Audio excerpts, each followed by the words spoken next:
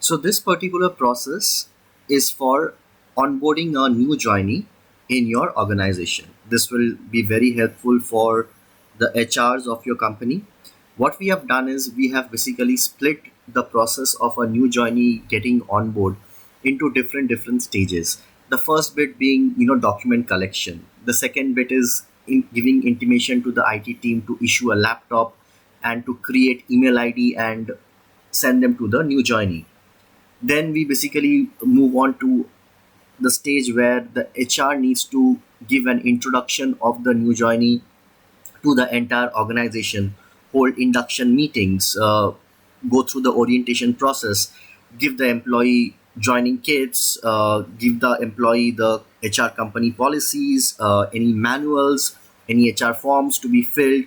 All of that needs to be given. Also, the bank accounts needs to be collected. So these are small things which needs to be followed when a new employee is coming in. Something like a checklist.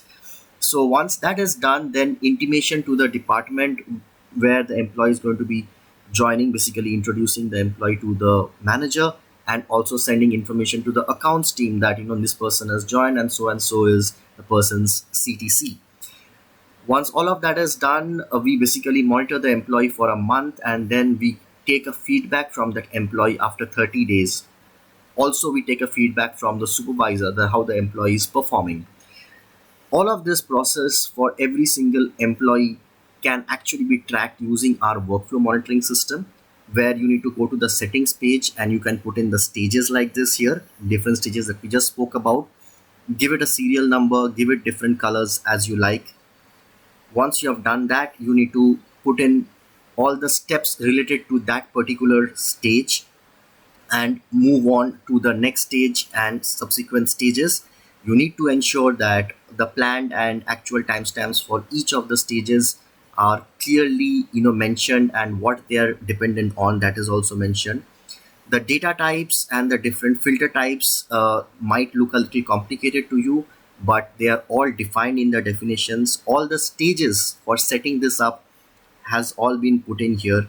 This entire process that I'm showing you is completely customizable. We completely understand that in your case, maybe you do not need to, let's say, collect the certificates. So it can just be deleted using this delete field. You might have to collect, let's say, specific kind of IDs or licenses. So you can add new stages clicking on this thing. All of that is defined in the FMS site that we have. You can access the site by typing fmshelp.coitbox.com and you will get to this site where all of those definitions are there.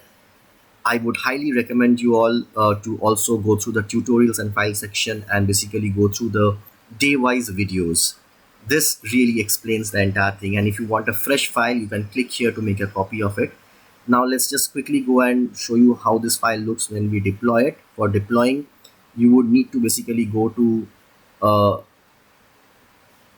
extensions and click on app script and then basically go to deploy and deploy a new link, and then that link needs to be basically pasted here in cell AQ. Once you have done this, this is all that you need to share, as in the link is all that you need to share to your different departments. You do not need to give access to the Google Sheet to anybody.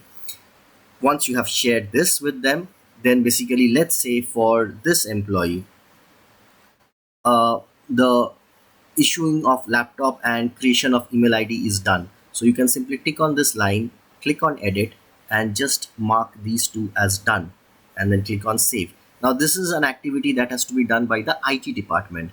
Once the IT department does his or her work, then the next stage, which is basically sending welcome email by HR team, holding induction, joining kits, all of these get a planned time here. Let me just refresh this to show you.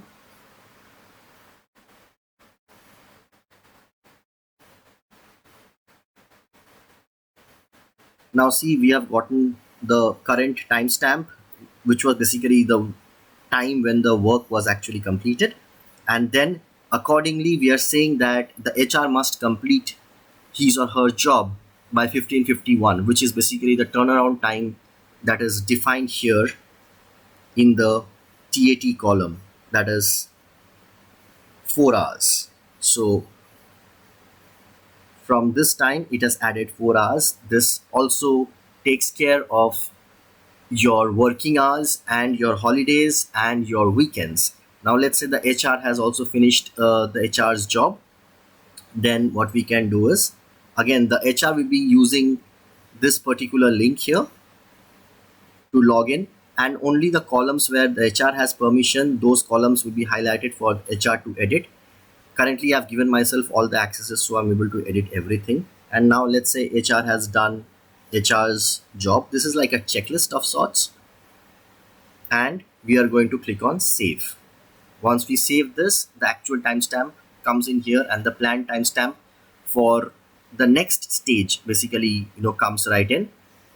You will need to refresh this particular worksheet to see that all of this data gets documented in the data tab of the FMS right here.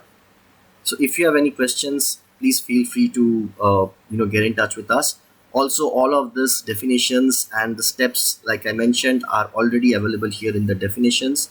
You will also have different videos that would walk you through all the different processes. The different kind of reports that are available are also explained here in this website. How to create different user groups, defining working hours, archiving data, generating dynamic reports, that is also showcased here. We have actually a messages tab which can actually generate custom PDFs based on your requirement. It can also follow up on a periodic basis based on what you define, so it can basically send repeat reminders. So thank you, and I really hope you will enjoy this FMS. Good luck.